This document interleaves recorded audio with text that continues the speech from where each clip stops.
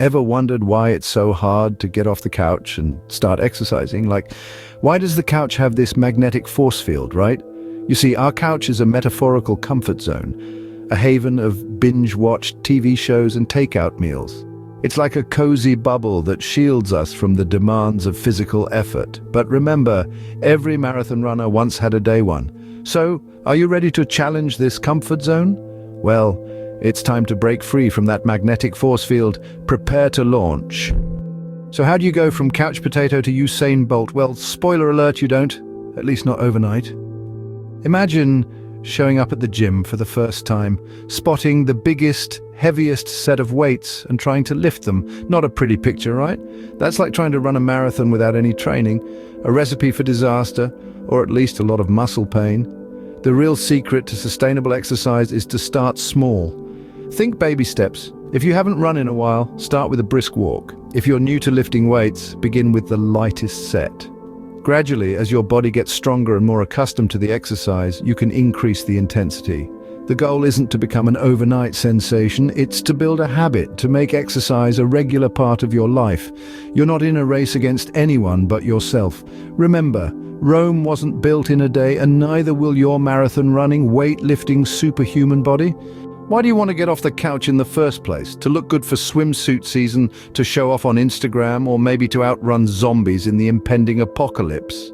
Let's get real. Everyone has a why. That driving force that makes you want to push past comfort, past the bag of chips and the latest Netflix binge. But what's your why? Is it as outlandish as training to beat a fictional character in a race? Now imagine you're Forrest Gump, running cross-country because, well, you just felt like running. Or maybe you're Rocky Balboa, aiming to conquer those daunting steps. Not because you have to, but because you want to prove to yourself that you can. Here's the thing. Your why doesn't have to make sense to anyone but you. It's your fuel, your fire, your motivation. It's what gets you from the couch to the 5K finish line. Whatever your why is, make sure it's something that lights a fire under your couch. Let's face it, exercising can suck. It's sweaty, it's tiring, and it can make your muscles scream in protest. But here's the thing, that's where the magic happens. That discomfort you feel, that's progress knocking at your door, asking if it can come in. Picture this, you've just started your journey from couch to 5K, and you've experienced your first dramatic treadmill tumble. You're a bit bruised, a bit embarrassed, but guess what? You're also a bit stronger, or perhaps you found yourself resembling a pretzel, more than a person during your first yoga class. It's awkward, it's hilarious, but it's also a sign that you're pushing your boundaries.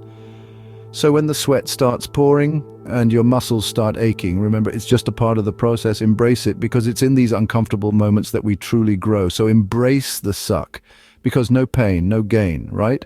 Got off the couch today? That's a victory. Did one push-up? That's a victory.